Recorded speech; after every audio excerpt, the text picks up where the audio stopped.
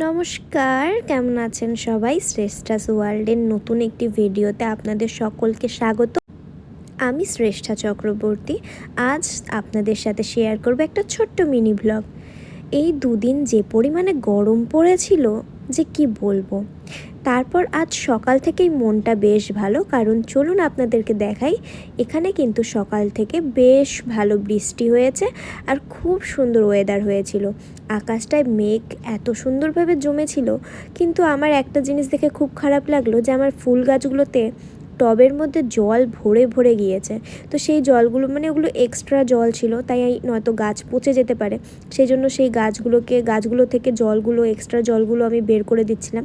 আর এই গাছগুলো আমার অনেক শখের, কারণ আমার হাজব্যান্ড আমাকে এই গাছগুলো গিফট করেছিল রোজ ডেতে, দুটো গোলাপের গাছ, যে এই গাছে যাতে আমি ফুল ফুটাই।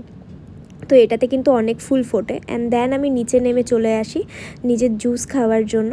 আর এখানে আমি এখন জুসটা নিয়েও নিয়েছি, আর এখন সোফায় বসে আমি জুস খেতে খেতে সোনামাকে ইনস্ট্রাকশান দিচ্ছিলাম যে আজকে কী রান্না হবে না হবে আর কি কাটাকাটি করতে হবে। তো সেই হিসাবে সোনামা সবটা কাটাকাটি করে রাখবে। দেন আমি গিয়ে শুধু খুন্তি নাড়াবো, কারণ আজকে হবে কাতল মাছের কালিয়া। আর বাড়িতে স্পেশাল কোনো কিছু রান্না হলে সেটা আমি নয়তো আমার হাজব্যান্ড, আমরা দুজনে রান্না করি।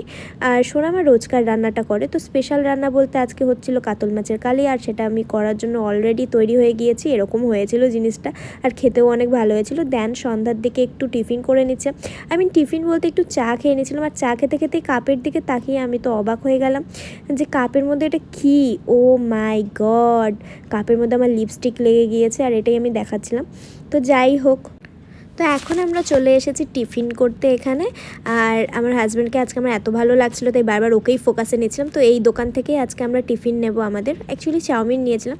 তো এখন আমরা যাচ্ছি বাড়ির পথে। আজকের মতো ভিডিওটা এখানেই এন্ড করছি। ততক্ষণ আপনারা ভালো থাকুন, সুস্থ থাকুন।